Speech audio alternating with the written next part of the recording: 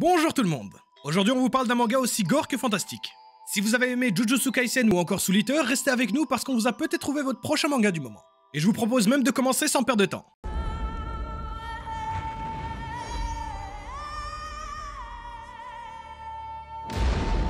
Dandadan est un shonen prépublié l'an passé dans le Shonen Jump Plus. Il est édité par la Shueisha au Japon et par Crunchyroll Edition, anciennement Kazé en France. C'est un manga qui a eu droit à une très grosse com, en tout cas chez nous, et c'est avec 2 tomes que l'on y a enfin accès depuis le début du mois. Le mec Sukra qui est derrière cet œuvre, c'est Tatsuya Nobu, qui a été l'assistant de 2 très gros mangaka.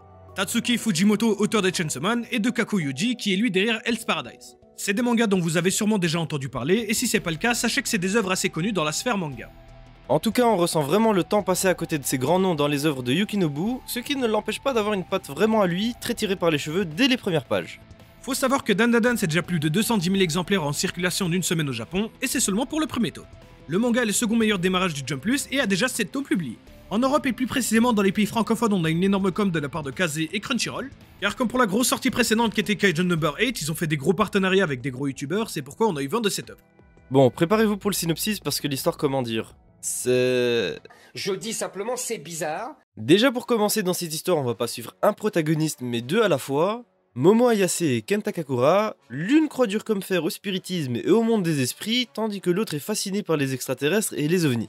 Chacun se moque des croyances de l'autre jusqu'au moment où, pour être fixés, ils se lancent respectivement un défi. Chacun doit se rendre dans un lieu dont les rumeurs tendent à prouver l'existence de la croyance de l'autre. Momo se rend donc dans un hôpital abandonné réputé sanctuaire d'aliens, tandis que Ken va dans un tunnel présumé hanté. Et c'est là que le début des galères commence.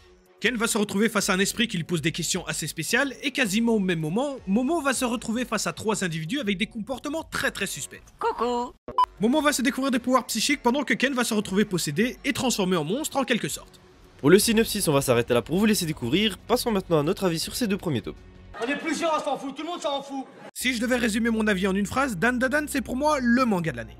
Avant la sortie officielle, j'avais vu quelques planches pour voir ce que ça donnait, et qu'est-ce que c'était dur de pas continuer à lire.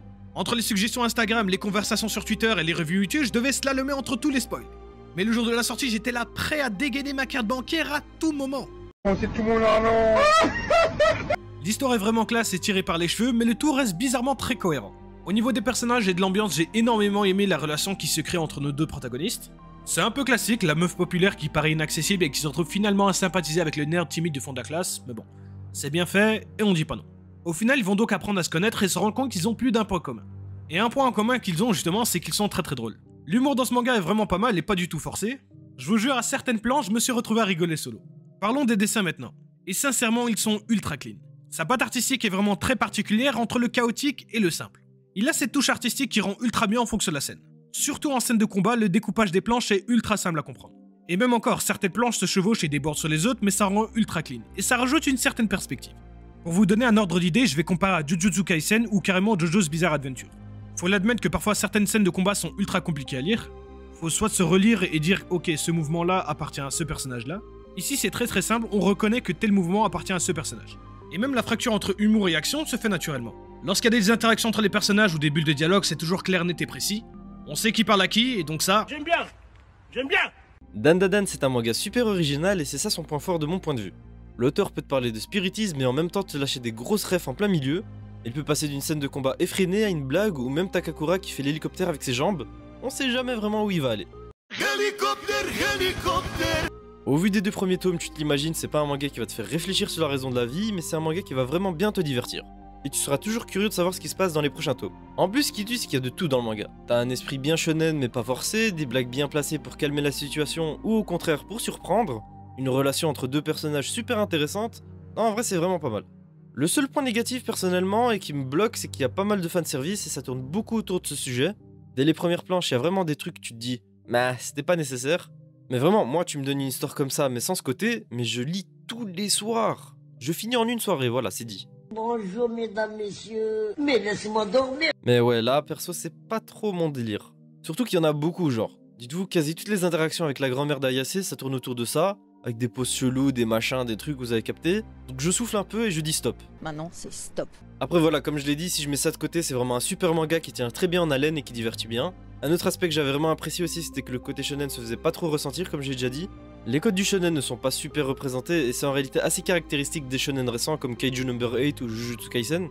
Je pense pas qu'il y ait déjà un terme pour cela, mais ce que je peux dire en tout cas c'est que comme on l'a déjà dit, c'est sorti sur Jump+, la version numérique du Jump, et on sait que là-bas ils ont moins de restrictions et ils sont plus libres, donc ça peut expliquer l'émergence de plus de shonen qui font un peu plus jeune adulte / adulte. D'ailleurs, je rejoins aussi Ilias sur le fait que les dessins et le découpage sont super clean. Y a pas une fois où je me suis dit attends, je reprends où, ou encore quelquefois c'est pas clair qui parle à qui. Là non, c'était super fluide et clair. Et je pense que ça participe beaucoup au ressenti qu'on a, donc c'est vraiment un super point. Pour conclure, on peut dire que Dandadan c'est un manga dans l'air de son temps et très prometteur. En somme, un bon shonen avec tout ce qu'on aime dedans. Et quand on sait qui est aux commandes, on peut qu'espérer voir dinguerie sur dinguerie. Après, comme on l'a énoncé, le point négatif serait le côté fanservice qui nous a dérangé. Mis à part ça, c'est clairement l'un des meilleurs mangas du moment et on vous le conseille vivement. Comme d'habitude, n'oublie pas de nous dire en commentaire si tu comptes lire le manga ou non, et n'oublie pas de liker et de t'abonner si notre contenu te plaît. Les petits camarades, ce fut un plaisir comme d'habitude et on vous dit à la prochaine. Johnny!